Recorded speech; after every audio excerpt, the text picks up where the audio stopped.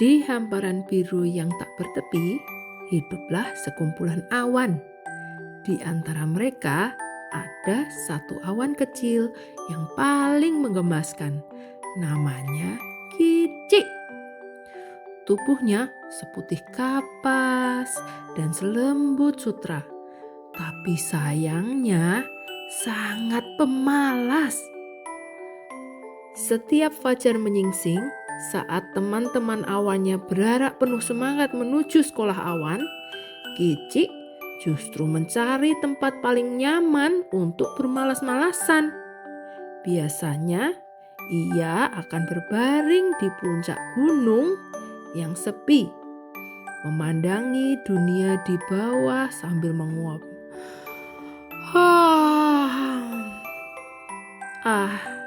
Untuk apa belajar?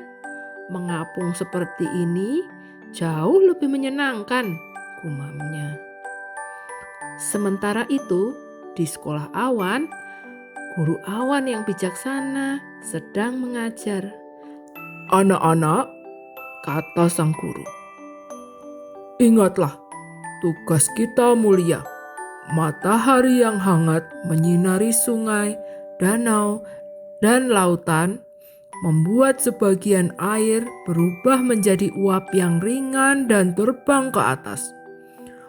Uap air itu kemudian berkumpul di sini, di langit, mendingin, dan membentuk butiran-butiran air kecil. Inilah yang disebut kondensasi. Semakin banyak butiran air yang kita kumpulkan, kita akan menjadi lebih berat dan besar, siap untuk menjadi hujan." Namun, Kicik tidak pernah mendengar pelajaran itu. Hari berganti hari, matahari bersinar semakin garang tanpa ada awan yang menghalangi. Tanah subur mulai kering dan pecah-pecah seperti teka-teki yang retak.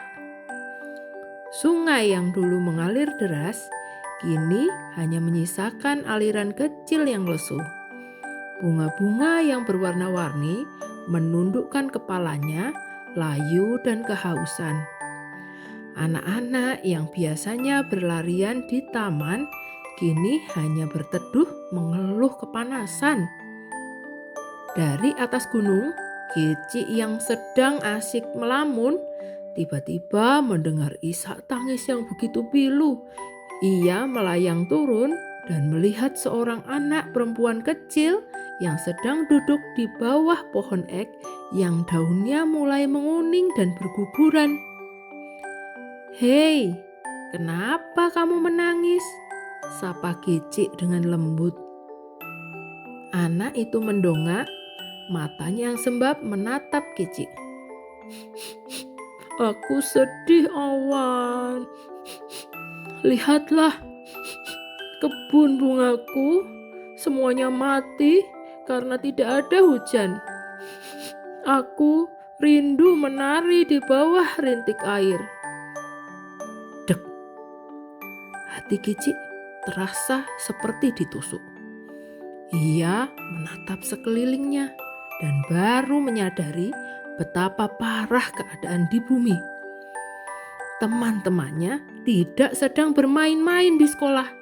Mereka sedang belajar untuk sebuah tugas yang sangat penting.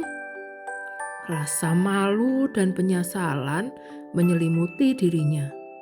Karena kemalasannya, ia tidak bisa berbuat apa-apa untuk menolong.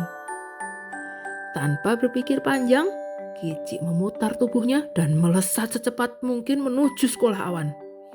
Dengan napas terengah-engah, ia menghampiri guru awan dan teman-temannya. "Maafkan aku. Aku telah menjadi awan yang pemalas dan egois. Aku ingin belajar, aku ingin membantu." Guru awan yang bijaksana tersenyum hangat. "Tidak ada kata yang terlambat untuk belajar, Kicik." Kicik pun belajar dengan tekad membara. Ia akhirnya mengerti Bahkan ketika awan sudah menjadi kelabu dan berat karena penuh dengan butiran air, itulah saatnya mereka melepaskan kembali ke bumi sebagai hujan yang memberi kehidupan. Dengan ilmu barunya, Kicik bergabung bersama teman-temannya. Mereka bekerja sama mengumpulkan uap air hingga menjadi awan mendung yang besar dan kelabu. Lalu bersama-sama mereka menumpahkan isinya. Rintik hujan mulai turun, membasahi tanah yang kering. Anak perempuan kecil itu melompat kegirangan, menari-nari di tengah hujan sambil tertawa riang. Bunga-bunga seolah ikut tersenyum, kembali menegakkan kelopaknya yang berwarna-warni. Seluruh alam bersorak gembira. Melihat kebahagiaan itu dari atas, Kicik merasakan sukacita yang belum pernah ia rasakan sebelumnya. Ia mengerti sekarang, belajar bukanlah beban, melainkan sebuah anugerah untuk bisa berbuat kebaikan.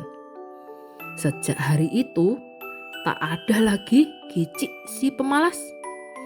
Yang ada hanyalah Kicik, awan rajin yang tahu bahwa setiap ilmu yang ia pelajari akan menjadi tetesan kebaikan bagi dunia. Pesan moralnya, belajar itu penting dan bermanfaat. Jangan malas untuk belajar, karena dengan ilmu kita bisa melakukan hal-hal baik dan membuat dunia menjadi lebih baik.